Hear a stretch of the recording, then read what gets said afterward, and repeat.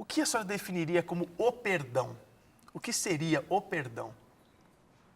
Perdão é algo muito amplo quando a gente vai falar dele.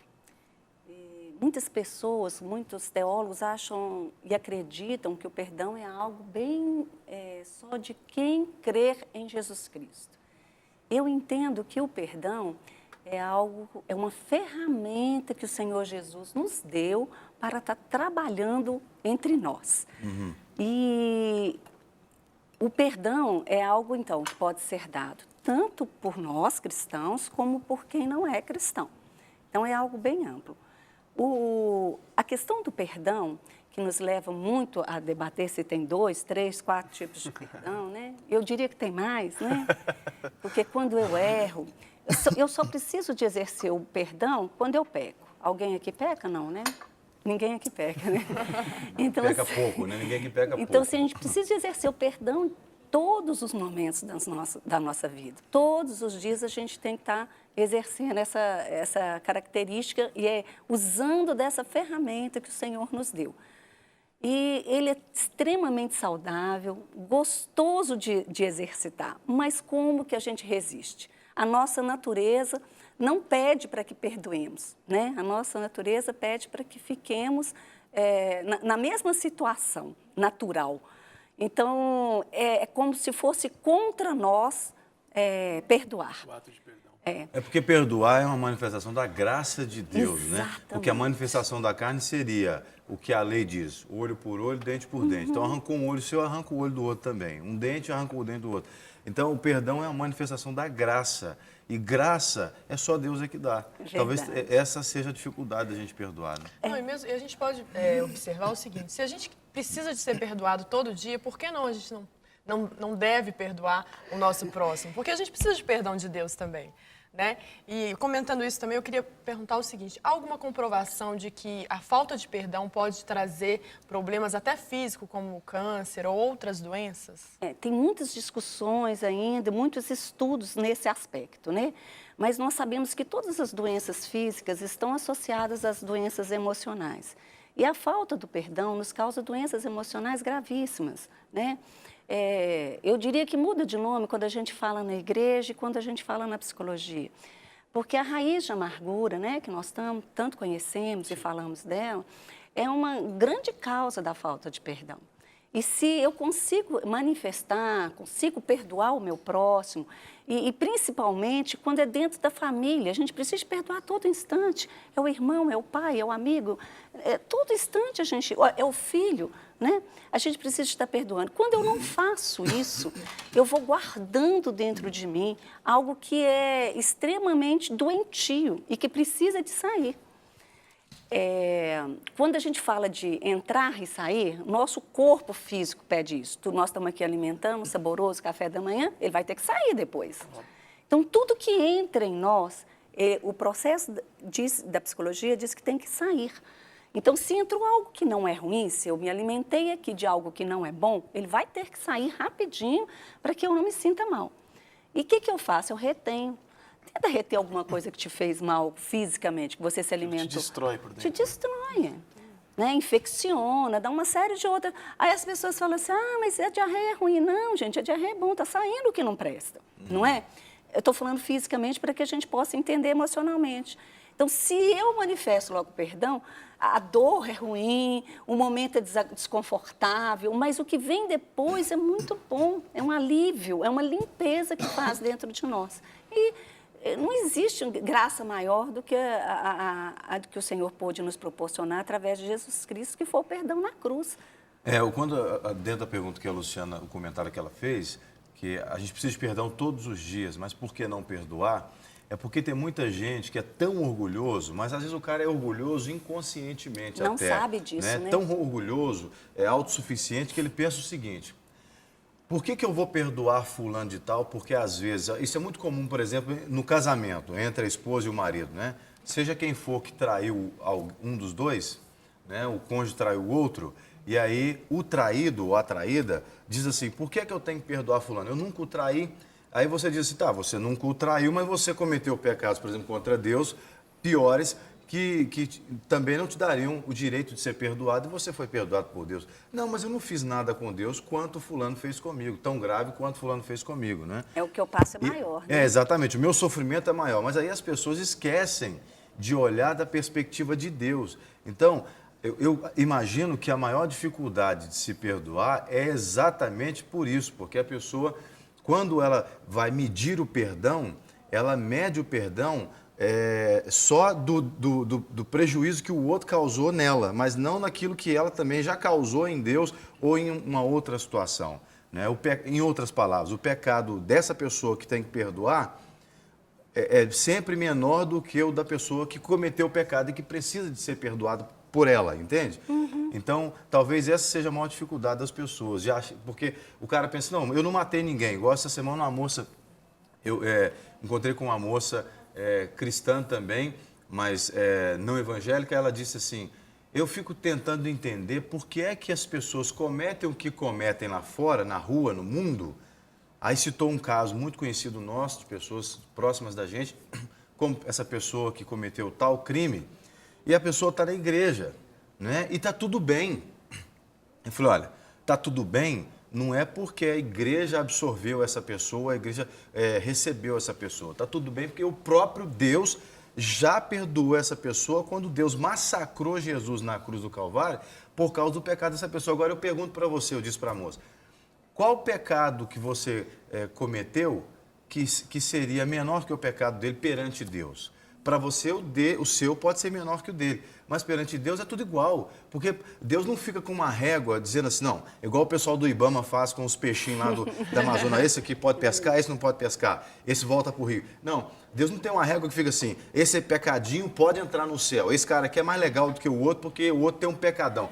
Deus não fica assim, as pessoas acham que ficam, né? Que Deus fica assim. Então, as pessoas precisam entender que todos pecaram. Todos, a Bíblia diz que todos pecaram. Eu, você, minha mãe, meus 3 filhos, a sua mãe, o seu pai, todos pecaram. Portanto, todos foram afastados da glória de Deus. Então, o perdão de Deus é igual para todo mundo. Se Deus perdoa igualmente aos outros irmãos, por que eu não vou perdoar? Deixa eu aproveitar só, que tem na linha a Eliane, ela quer falar com a gente sobre esse assunto. Eliane, bom dia. Bom dia, Maurício. Bom Não dia. é mera coincidência. Você é sempre uma benção aqui conosco, viu, Eliane? Não, esse programa aí foi feito só para mim. Para todos nós. Para todos nós, né? Eliane, a gente está muito feliz Não, com mas sua... principalmente comigo. Tudo fala um pouco da minha vida. Ah, é? Impressionante. Você quer falar alguma coisa com a doutora Rosângela sobre esse assunto, Eliane? Eu quero.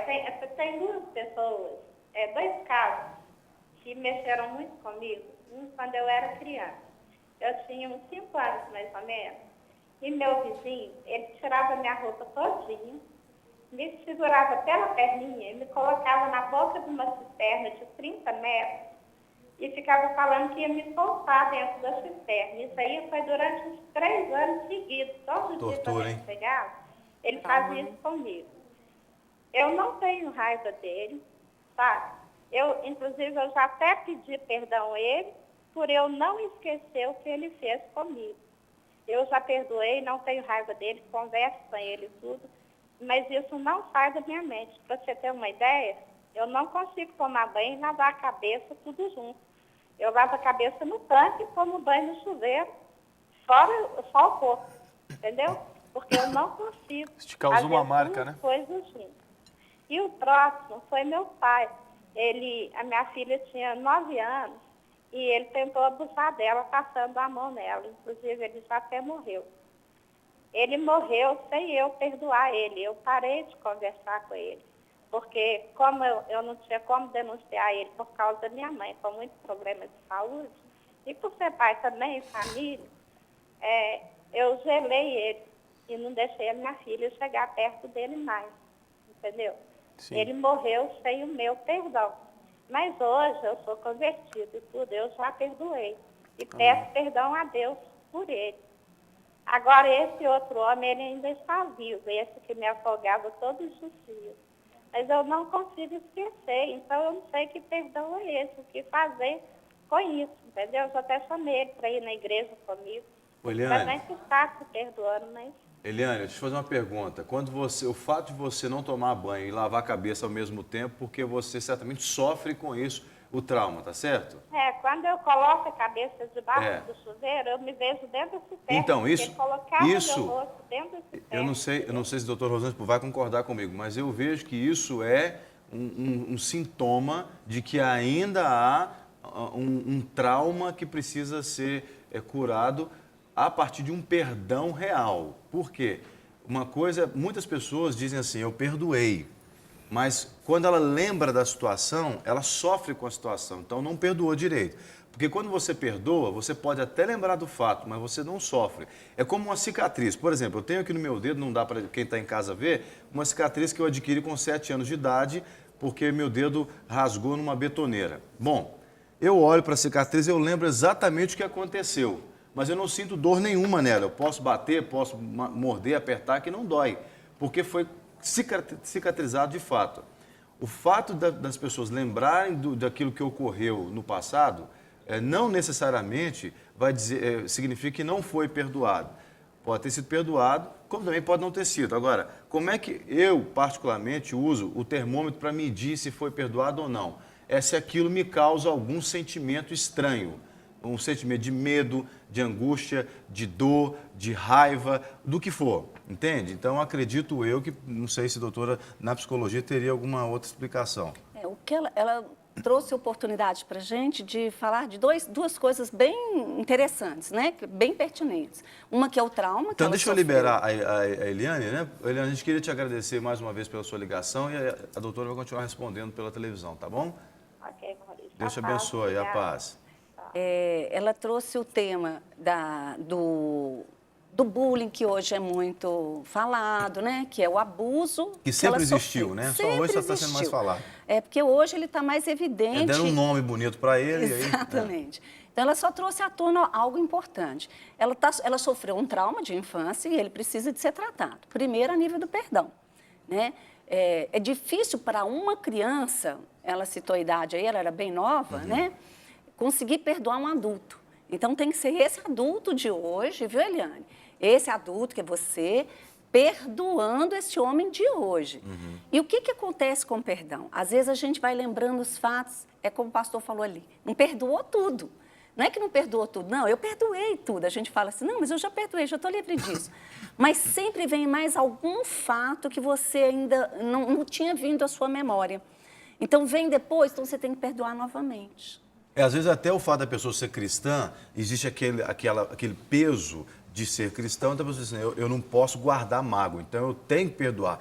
Então a pessoa, no seu subconsciente, diz assim, eu estou perdoando, mas na verdade ela tem uma marca que ainda não permitiu perdoar. Né? E toda vez que ela vai tomar banho, por exemplo, é como se fosse aquele machucadinho que você está mexendo na casquinha e tirando a casquinha e ferindo de novo, né? E o trauma tem várias formas da gente cuidar dele. A gente pode tratar no consultório, mas você pode exercer aí mesmo, na sua casa, aos pouquinhos, a tentativa. A sua dificuldade hoje, que trouxe daquela época, é tomar banho e lavar a cabeça.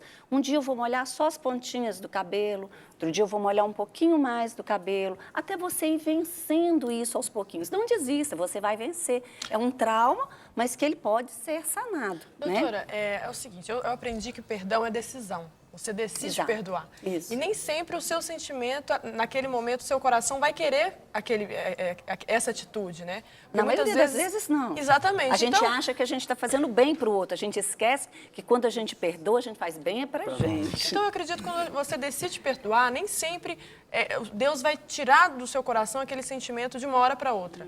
E eu creio, então, que pode ser um trabalho que vai sendo realizado ao longo do tempo e a pessoa vai sendo tratada ali. Então, eu acredito, na minha concepção, que ela pode até ter perdoado, mas ela ainda não venceu esse sentimento. Isso. Aquilo que lembra ela do passado, que faz sofrer. E talvez ela sente assim, nossa, eu não estou conseguindo perdoar. Mas a partir do momento que a pessoa toma a decisão de perdoar, eu acredito que tudo vai colaborando, Deus vai tratando o coração, aí Deus tem a oportunidade e a legalidade para tratar aquele coração, né? Agora a gente nunca está disposto a perdoar. Nós não podemos esquecer disso. Então tem que ser uma decisão. Eu vou perdoar. Porque vontade eu não tenho, não. A pessoa me machucou, fiquei traumatizada, trouxe isso 3 anos, ela foi torturada, né? Acontece no que ela pode até pensar, né, doutora? Eu preciso perdoar.